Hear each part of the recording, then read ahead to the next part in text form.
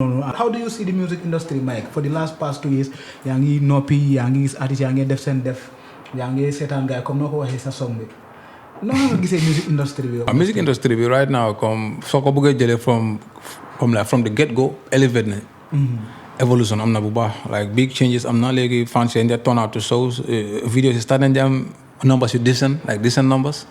Léegi yaa ngi gis million views here and there. Yeah. So, but for the past 4 years, I'm feeling like I'm stuck into one space. Wow.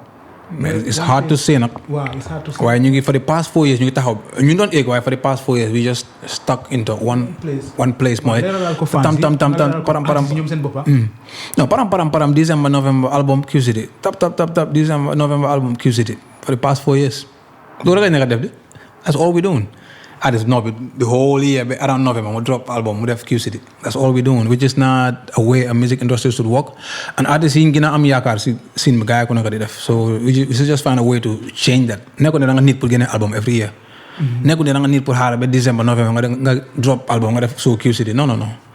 So I guess like I don't know. For me man it's like come you get fancy sa.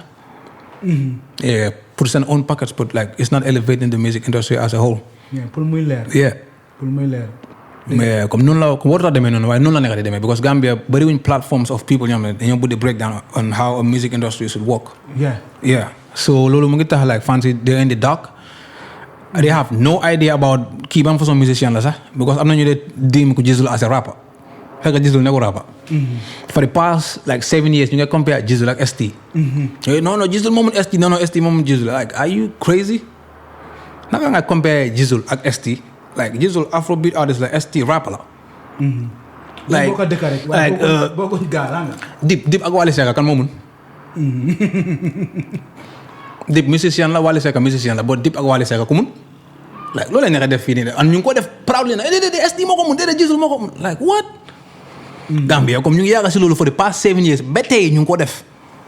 As I'm speaking to you, I'm not people you know. No, Jizzle, mom, ST, mom, Jizzle. Like you don't compare Jizzle to ST. Jizzle, Afrobeat artists like Jizzle, Uche, Tifli, Gaya boka that lane. I nobles, boka that bena category. ST, Attack, Hussein, same category. So don't wanna compare Jizzle like ST. Lolo is ignorance behind that. You go do that for the past 7 years. Man, yeah, I talk the whole Gambian. You compare Jizzle like ST. By 2024, you can do 2025. So I guess the lack of musical knowledge and mu drag back and then go come Gambian context we have to get over it because in the real music world there is no such thing as Gambian context. Okay, you're talking my mind right now. Yeah, you're talking my mind. Like come music industry become like they feel like come artists come lo nekk di wax ni for the past 4 years the same routine mo nekk di happen. Yeah, which I was discussing with Dada. Which brought a very big debate online. Pour ñu war a mën a produce artistes yu mel nii ñoom Davido ñoom Wizkid dafa difficult. But dama believe ne comme nit ku nekk sa mindset la ku nekk loo gom. moom xëy na loolu la gom. But daal it's high time man lu ma nekk di wax rek mooy ne comme yéen a nekk si front line bi it's high time pour yéen ngeen war a think out of comme loolu. Exactly out of the box. pour ñu génnee bagage yi fii because comme ñu ngi feesal place yi ñu ngi comme ba léegi seen life comme mun naa wax ne mu ngi change but then we are not seeing what we expect to see. waaw ñoom seen life mu ngi change. believe nañ ne comme like album artist si àdduna bi soo waree launch sa album nga am stream nga am sa album mun ngaa tabax sa kër nga change the life of yourself. nga change life bu nekk sa gannaaw. they are struggling for how many years still. yow loolu la nga di wax comme da ñoo lebuwaat xaalis. that's what I'm saying. nga am xaalis nga ñëw after so bi nga fayaat xaalis bi nga am sa wéji. Well, all these media places you get portray these artists as millionaires. I'm a millionaire. So it's high time pour ñu waxante dëgg ñu seet lan la ñuy mën a. Last time it maa ngi gis ne ñu ngi the Gambian Music Union and everything like that ñu ngi try pour facilitate comme artistes yi ñu ñoo liggéey pour grow but dama believe ne yéen ñu nekk si kanam you are more centered on yourself on how to bring yourself to the people and get money and not even thinking about the industry on how to grow gradually together. Most definitely. Yeah. Because so by 1, 2, 3, 4 artists like guy pack guys go. How does a music industry grow with only 4 artists? It's not going to happen. And it doesn't mean that they are the most talented artists. No. They're getting your open talent. But these are the music industry. We see both them.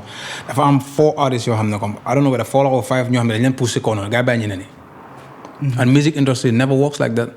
Artists yi comme yow comme nako nekk di waxee nga def sa show nga am sa couple of thousands nga start di elevate sa bopp sa lifestyle ak yooyu noonu.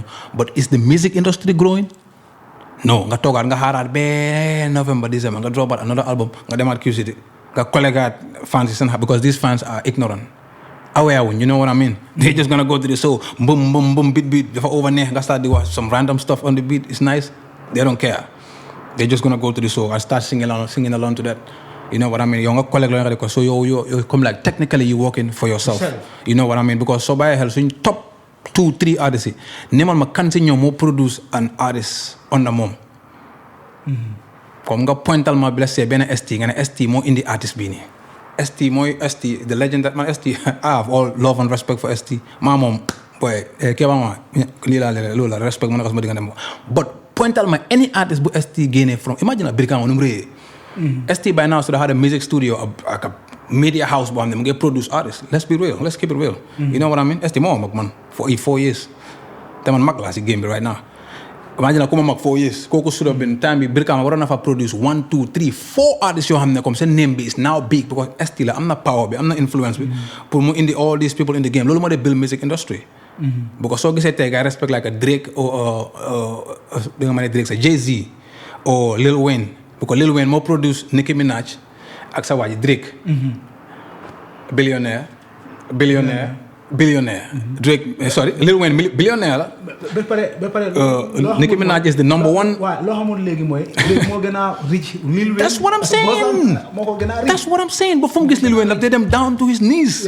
mu salute ko moo xam ne kii moo change man suma life and Lil Wayne will forever live with that legacy moo tax mu am respect bu mu am ni tey Nicki Minaj is the number one female artist in the world Drake is the number one rapper in the world Jay-Z soo gisee why do people respect Jay-Z moo isi Kanye West moo isi Rihanna so legacy boobu is gonna live with Jay-Z forever you know what I mean so lii moo de build music industry you just have to learn to bring people up Jizzle so point at somebody like Jizzle name an artist Jizzle brought up xanaa Mols bu mu nekk di jàppale léegi Mols xam nga Mols la fa dem ba taxawal boobam nga start di bugg a tap into moom li fi nam bi loolu mooy reality bi man am naa scared of this niggas ñoom xam nañ ma su ma ndóo lañ xam nañ ma bu baax xam nañ ne Mike moom faalewut ñu ragalut ñu dama la wax dëgg after ma liggéeyaat ak yow still doo ma tongoo doo ma mere because duma la wax noonu dama ko gom te xam nga ne loolu mooy dëgg yow sax xam nga ne loolu mooy dëgg bi Mols dafa liggéey ba am that name bu mu start di bugg a am nga tap into moom bose bu mu nekk di build noonu loolu mooy reality bi but gisuloo ne Mols tey dafa am talent nga ne ba ama isi Mols nga yóbbu Mols nga ko post sa media bi pour sa audience yow ñu tap into Mols music am bi no da nga gis ne Mols kii xam ne mu ngay jël that lifin nga indi ko loolu mooy reality bi so and this is what we are supposed to do. You want to start these artists, this upcoming artists. Can I tap into these upcoming artists? It's a neighborhood or yeah, anywhere. Go get ne feel nga ne ko help. Mentioning here for most of my podcasts because ñoom seen bopp ñoo dee ñëw fii di complain.